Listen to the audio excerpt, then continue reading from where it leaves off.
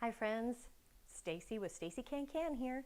To bubble or not to bubble, that is the question. So we're going to talk about bubbling now. And what is it? It's a removal of bubbles after the liquid is put into the jar. Why do you want to do that? There is air that gets trapped between the food and the jar, and the air bubbles can create pockets of air that have to be removed, and you often can't see all of the bubbles. After you're done bubbling, and you can recheck your headspace and add more liquid if you need to. Now, what is bubbling? Okay, I'm going to read this because this is important. Trapped air bubbles in the jar produce too much air, creating excessive pressure in the jar during processing. Okay, the pressure in the jar is greater than the pressure outside of the jar during cooling, and this imbalance interferes with the sealing process. I couldn't memorize all that.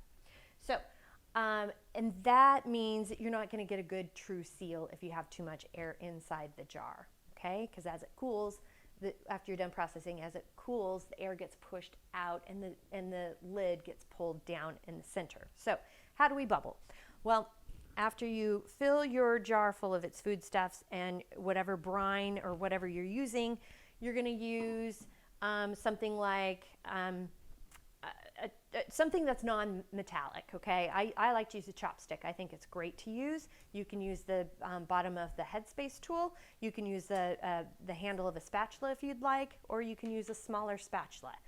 I have found that a chopstick works best for most of my stuff because it's difficult to get around the container, as you can see with these carrots when I do pickle carrots, and I do pickle carrots. It's the same thing when I'm pickling dilly beans. I find the chopsticks better because I can't scrape around the edge of the jar using any of these tools very effectively when you've got the foodstuffs just so securely tight against the jar. So, and you can also use like a plastic fork or knife, but nothing metal, zero metal. The metal will scrape against the jar and compromise the jar itself, okay?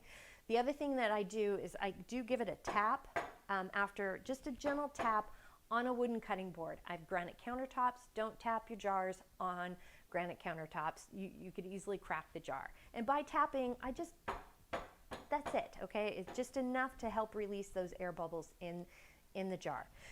It's a bigger deal with, it's a little more difficult when you're canning things like green beans, because the green beans are sort of hollow in the inside and they create a lot of bubbles. It's as they shrink in there, so you just have to work a little bit extra hard bubbling these products. I often have a hard time bubbling with jam. That's just me. It solidifies so quickly. It sets up very quickly when you pour it into the jar, that sometimes, if I give it a good tap around, and I'll kind of keep my eye out for it, and if I have to, I'll scrape around the edge. I find it difficult to do that. The same thing with pure liquids. This is broth. I really didn't do much bubbling. I did check it out, and I would do, after I poured it full, I would give some taps on the cutting board, and it would release, but there really weren't any bubbles before cleaning the rim, lidding it, and then putting the ring on. So that is bubbling. Now, if you can check the show notes for some more details. I would definitely check the National Center for Home Food Preservation website on more details for this. You can so check my show notes on that. You can like and subscribe below, please.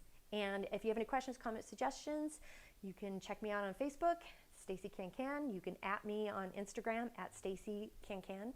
You can check me out on my website, www.staceycancan.com, or you can also email me. It's info@staceycancan.com, and I look forward to chatting with you next, and happy canning.